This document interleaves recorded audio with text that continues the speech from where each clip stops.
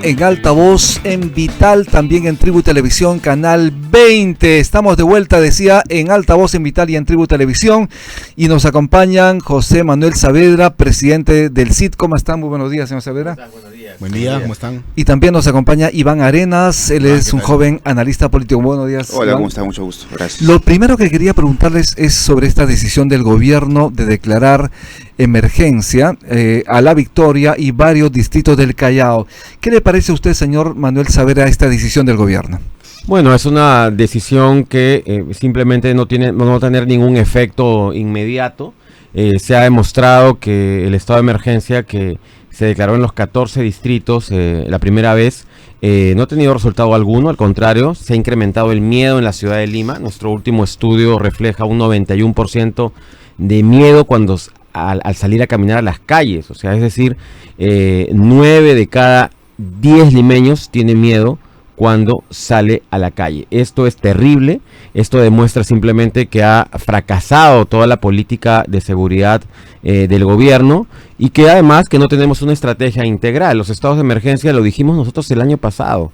El año pasado cuando salió el señor Otárola a decir que el plan Boluarte, un plan que no existía y después tuvieron que admitir Exacto. que lo habían inventado por la emoción, etcétera. Entonces hay mucha improvisación. El ministro del Interior tiene una aprobación además bajísima, está en 3% de aprobación. Sí, claro. Y esto nos está llevando obviamente a que Perú vaya a pasos acelerados a alcanzar las tasas ya de homicidios que hay en el Ecuador. Eso te iba a preguntar, ¿tú sientes que está parecido al Ecuador, donde asesinaron a un candidato Mira, presidencial, ¿no? ayer hemos tenido un evento de seguridad ciudadana muy importante en el cual nosotros hemos organizado y participado junto a la Asamblea Nacional de Gobiernos Regionales. Hemos invitado a expertos de América Latina, estuvo acá el exministro del Ecuador, está el asesor de Nayib Bukele, con el cual hemos compartido, y justamente viendo las cifras de homicidios, Ecuador tiene una tasa hoy de cada 18 por cada 100.000 habitantes. Y aquí 18. Hace 2 años o 3 años atrás, Ecuador estaba en 7-8%.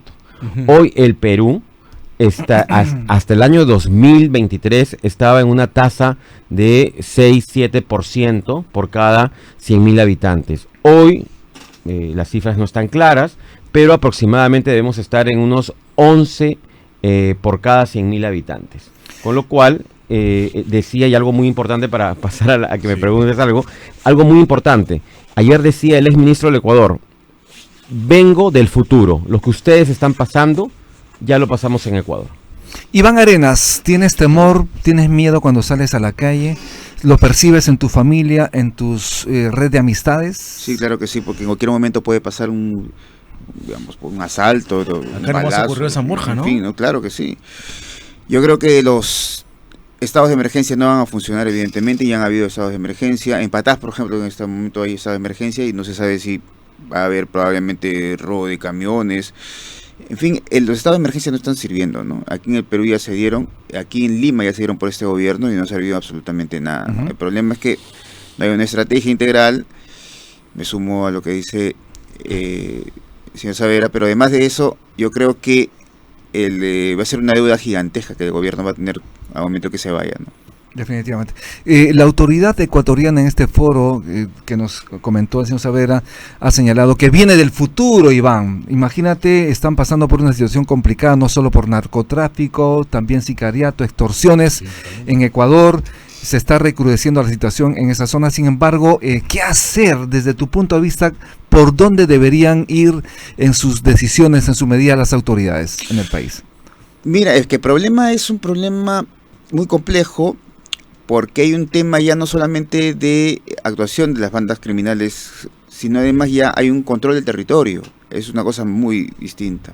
Entonces, tanto en Ecuador como en México hay un control del territorio en absoluto. Entonces, tú vas a darte cuenta que en el Perú está pasando prácticamente lo mismo, ¿no? Tiene a dos fuentes de criminalidad, como es la minería ilegal, y tienes también al narcotráfico. Entonces juntas eso y conviertes en el Perú un polvorín.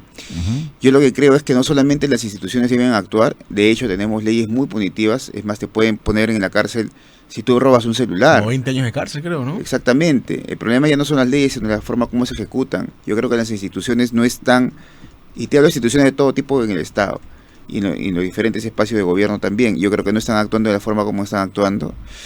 Y yo creo que además de eso, hay un principio de autoridad que se ha absolutamente aniquilado. Yo creo que el contrato social, digamos, es un poco más teórico, ya el contrato social se ha roto, porque Ujú. mínimamente tú tienes que ofrecerle seguridad a los ciudadanos, y eso no existe en Es este lo momento. mínimo que la ciudadanía en el país espera. Para que exista un contrato social, evidentemente, sí, los teóricos de contratualistas saben Efectivamente. eso. José Manuel Savera, se requiere invertir en el país para crecer, para generar empleo, pero cuando hay inseguridad, obviamente los inversores se abstienen, se frenan las inversiones. ¿Crees tú que de aquí a corto o mediano plazo podríamos revertir la situación para que precisamente lleguen inversores con su dinero, con capital fresco para poner fábricas, industrias, generar Bueno, desarrollo en el país? Eso es lo que todos anhelamos, ¿no? Tener un país en donde podamos reactivar la economía a través de la inversión privada. Sin embargo, las extorsiones que han aumentado también en el Perú, lo que hacen en primer lugar es atacar al más débil de toda esta cadena, digamos, que tenemos comercial, productiva. Es decir, a los bodegueros, a los de las pequeñas que tienen sus boticas, a los taxistas, mototaxistas, etcétera, que los están matando ahora. Entonces están generando que mucha gente deje de emprender, que deje de poner negocios y que básicamente toda esa población informal podría convertirse obviamente en un problema social en los próximos meses. Además de esto, yo saludo lo del Puerto de Chancay, que ha sido extraordinariamente beneficioso para el Perú. Nosotros estamos trayendo una delegación en el mes de enero de empresarios ecuatorianos que van a visitar Chancay y el Puerto del Callao. Van a invertir en el país. Estamos trayendo empresarios de mucha, digamos, con mucho interés de poner algunas industrias acá. Sin embargo, vemos que en Chancay no están las condiciones ni de seguridad ni de infraestructura. Tenemos un megapuerto y es una ciudad que no tiene agua, para empezar. Es una ciudad que no tiene pistas. Tiene una pequeña comisaría con aproximadamente 60 efectivos policiales, con lo cual esto va a colapsar y si es que no se toman medidas. Entonces sí es importante dar señales. No creo que sea en este gobierno. La presidenta Dina Boluarte no tiene la capacidad ni el liderazgo para poder enfrentar una reforma en este momento de 5 aspectos básicamente, ¿no? Solamente hay que tener 5 aspectos. Primero, la voluntad política y el liderazgo que necesita el país para salir hacia un objetivo nacional de reducir la criminalidad. Segundo, fortalecer el sistema de inteligencia, el Sistema Nacional de Inteligencia, que hoy está desprotegido. Recién han inaugurado 2 laboratorios, uno en Arequipa, otro en Trujillo, pero el resto del país está totalmente abandonado. Necesitamos la reorganización y fortalecimiento también de la Policía Nacional. Vemos todos los días hay efectivos policiales que están involucrados en diferentes delitos, lo cual está causando una pésima imagen a la institución porque hay buenos policías, pero lamentablemente esto lo está haciendo. Punto número 4, el tema de las cárceles. Las cárceles hoy están totalmente hacinadas, se han vuelto en centro de operaciones del crimen organizado, extorsión, sicariato, y necesitamos obviamente tener nuevas cárceles. Y por último, la parte de la reforma también del Poder Judicial. Tenemos fiscales y jueces que están dejando libres a los delincuentes y eso está siendo un círculo vicioso que lo conocemos nosotros como la puerta giratoria, donde entra por un lado y lo liberan al siguiente día o a la semana. Entonces, esos puntos tenemos que ponernos de acuerdo, solucionarlos, pero básicamente nada va a funcionar si no hay liderazgo del presidente de la República. Yo creo que con esta presidenta no tengo ninguna esperanza de nada, y hay que esperar al próximo mandataria que asuma y que se comprometa que el principal problema para que el país pueda seguir avanzando es solucionar el tema de la inseguridad ciudadana que en este momento nos está afectando. Yo quería preguntarte, Iván, acerca de la ampliación del Reinfo hasta por un año, ¿no? El Congreso cedió, lo que era evidente, ante la chilla, ante el tumulto, ante los mineros ilegales que se apostaron a las afueras del Parlamento a exigir esta ampliación. ¿Qué te parece esto? En realidad son 6 meses y ya estaba contemplado evidentemente en Que se puede ampliar hasta un en año, el ¿no? proyecto de ley, que se puede ampliar hasta un año y se puede ampliar hasta 2 o 3 años, porque fíjate tú, el próximo año es un año preelectoral, vamos a llegar a mayo, 2 meses antes evidentemente van a haber una especie de nuevamente movilizaciones para extender este reinfo. Yo creo que se va a extender hasta el próximo 2026 sin ninguna duda. Tranquilamente. Evidentemente porque el Congreso no quiere pelearse con un bolsón electoral como es el tema de los mineros ¿Solo informales en vía de electoral formalización. No, es probablemente alguien también, pero básicamente sus es un tema, patrocinadores. electoral, ¿no? Me parece, porque ese es un inmenso bolsón que emplea directa o indirectamente a 2 millones de personas. Yo creo que Reinfo va a seguir extendiéndose, yo creo que Reinfo es parte de un fracaso estatal, porque el problema no es solamente el Reinfo, sino el problema es la informalidad, como te dice, más del 80% Claro. de la PEA. El problema ya es un problema de fondo en el país, no es un problema necesariamente del Ministerio de Energía y Minas, y un problema del Ministerio de Interior en el tema de la minería ilegal, sino es un tema ya de estructura política, social, es un tema de... ¿Fue un error para ti que el Congreso haya vacado a Rómulo mucho? Sí, completamente, es un error, porque el Congreso, primero, el Congreso, hay 2 cosas importantes. El Congreso ha sabido camuflar, entre comillas, digamos, la presentación del ley MAPE por el señor Rómulo Mucho para que ellos extiendan el reinfo. No tenía una cosa nada que ver con la otra. Es decir, ellos podían decirle al señor Rómulo Mucho, mire, ¿sabes qué, usted ministro? Venga usted mañana y presente una nueva ley, una nueva propuesta, pero eso sí, nosotros vamos a extender el reinfo, porque el Congreso estaba en toda su, digamos, potestad poder extender el reinfo, ¿no? Entonces lo que ha hecho el Congreso es de alguna otra manera decirle, ¿sabes qué? Yo te culpo a ti, señor Rómulo Mucho, pero desafortunadamente también tengo que extender el reinfo, ¿no? Entonces, cuando eso básicamente era una prerrogativa del Congreso, ¿no? José Manuel Savera, el caso del Reinfo, por ejemplo, ha implicado que bandas organizadas, delincuenciales, utilicen precisamente el Reinfo para comprar insumos indebidos, explosivos también. Esto de alguna manera ha fomentado mayor delincuencia en el país. ¿Cuál es tu visión sobre el tema? Bueno, hay que, primero, la minería ilegal mueve 10.000 millones de dólares al año. No es poca cosa, obviamente.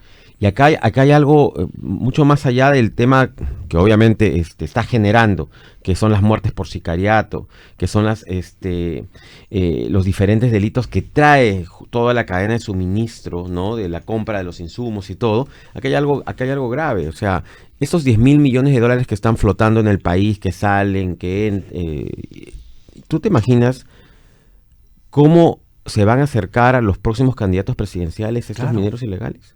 O sea, estamos siendo conscientes de la cantidad de dinero que podrían, y financiamiento en negro, que podrían recibir algunos partidos políticos. O sea, acá hay algo gravísimo, ¿no? Algo gravísimo que hay que poner mucha atención. O sea, el tema de esa paralización de los mineros informales, ¿no? Que han venido a pedir la ampliación y que tomaron la avenida Bancay y bueno, nadie los ha sacado, ¿no? Porque cuando hay otra marcha para protestar contra el gobierno, los agarran a palazos, a bombazos y los sacan. Ahora hemos visto que han puesto sus carpas, sus camas, los han tratado pues como con guantes de seda. Con guantes de seda, ¿no? Los han recibido. Entonces, acá hay obviamente una complicidad del gobierno y lamentablemente de bancadas parlamentarias que están fomentando la informalidad, el desorden, la ilegalidad y que están generando un problema gravísimo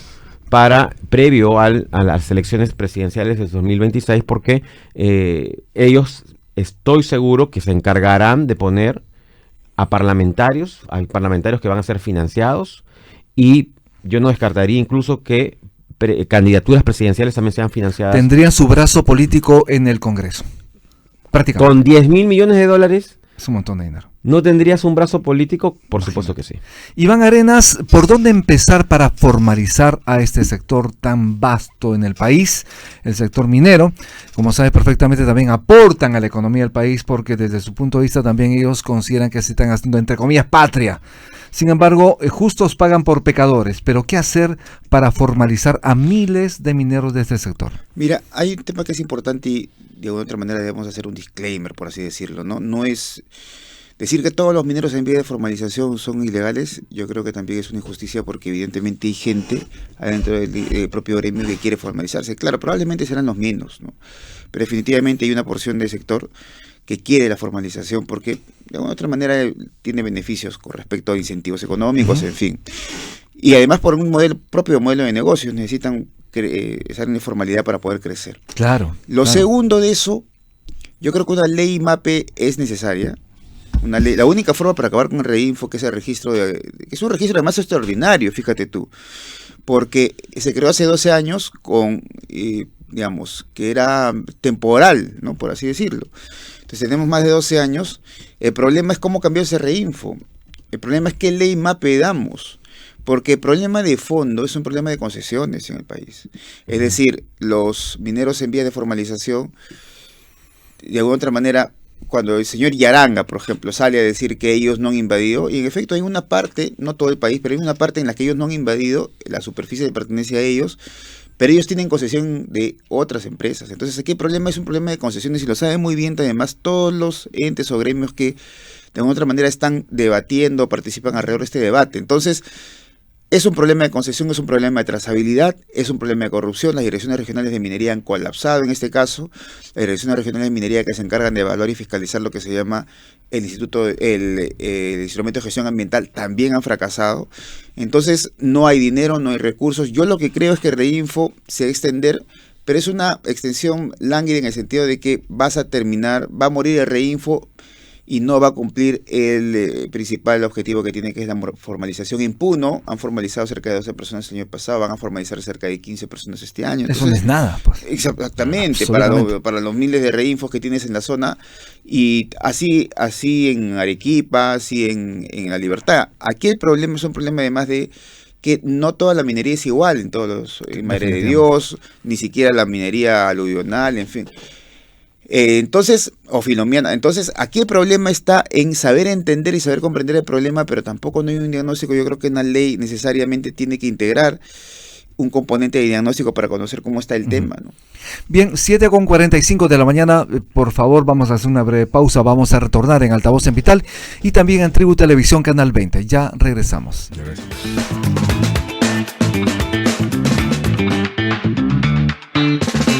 7:48 de la mañana, estamos de vuelta en Altavoz en Vital y estamos conversando con Iván Arenas y José Manuel Saavedra.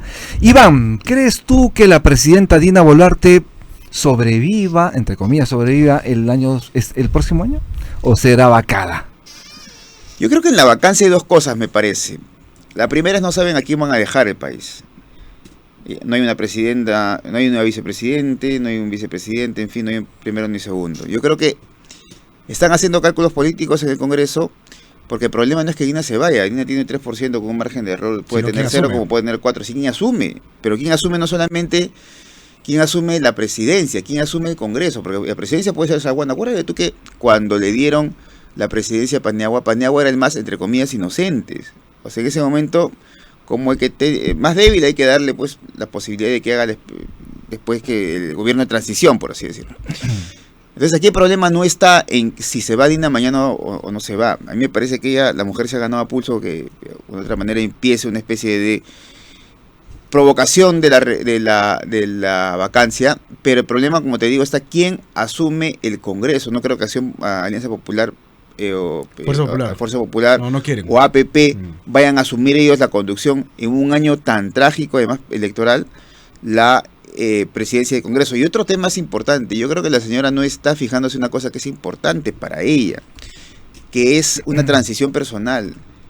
Ten por seguro que la señora va a ser perseguida, la señora va a ser investigada, porque esos problemas del tema de Rolex o el problema del este tema de la cirugía, no es un problema menor con respecto a los 50 muertes que tiene. Por supuesto. Entonces, ella va a ser, de alguna otra manera, va a ser perseguida política. Entonces ella no se da cuenta, parece que está viviendo en una nebulosa en la que no le va a interesar absolutamente nada. Ella no solamente está investigada o imputada, sino además está Otárola, en fin, el ministro del Interior de aquel entonces. Ahora, lo que vamos a ver es que ella va a pasar como un calvario, pero ella no se da cuenta de que cómo es la política, ¿no? Miren si no, con eso quiero resumir, miren si no, cuál es la historia de los últimos presidentes en el país.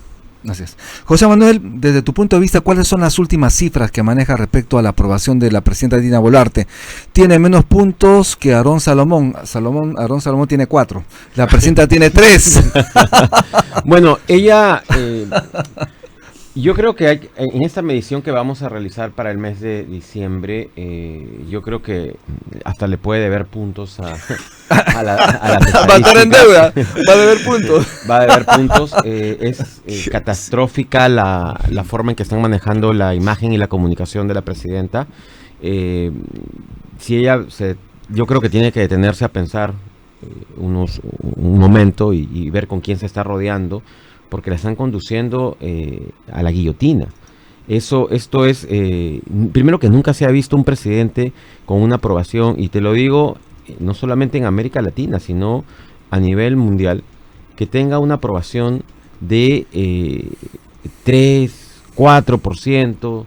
Es realmente vergonzoso para los peruanos, y ella se está rodeando de gente que la está conduciendo cada vez a un abismo en el cual no hay retorno. Entonces, yo creo que la señora Boluarte no va a durar el otro año. O sea, se viene un año 2025 complicado, con una campaña preelectoral ya de los partidos que comienzan pues a perfilar a sus candidatos presidenciales, y en ese momento sus aliados políticos, Fuerza Popular, Alianza para el Progreso, la van a soltar, porque nadie se va a querer tirar al abismo con ella, o a una piscina sin agua. O sea, la van a soltar, y yo creo que la vacancia podría estar cerca, ¿no?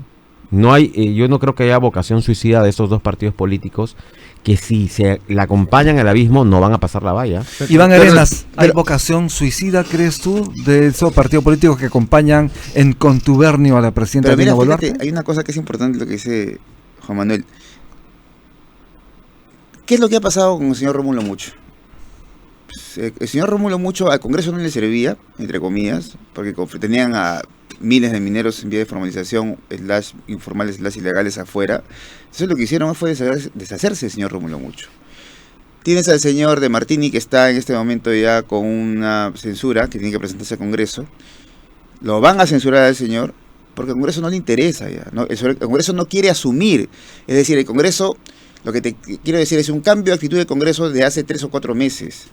Entonces, si ellos no quieren asumir en último ratio, no van a querer asumir las culpas de la señora, la van a tener que vacar. Por como lo han vacado al señor. Exactamente, mira, fíjate, no quieren quemarse con el señor Rómulo Mucho frente a ese bolsón electoral que tienen afuera. No quieren hacer. No quieren quemarse con el tema de Jaliwarma, y van a tener que soltar al señor. Entonces, en medida de que ella meta la pata, no van a querer quemarse con la señora, no van a querer asumir los muertos de ella. Entonces, van a tener que ver. El problema no está, como te decía, en si se va, si el problema está quién viene y a quién le dejamos finalmente todo el próximo 2025. Pero eso sería después de la convocatoria de elecciones, ¿no? Sí, es altamente probable que sea, salvo que la señora cometa otra imprudencia tan grande como la que están cometiendo ahora, ¿no? Así es.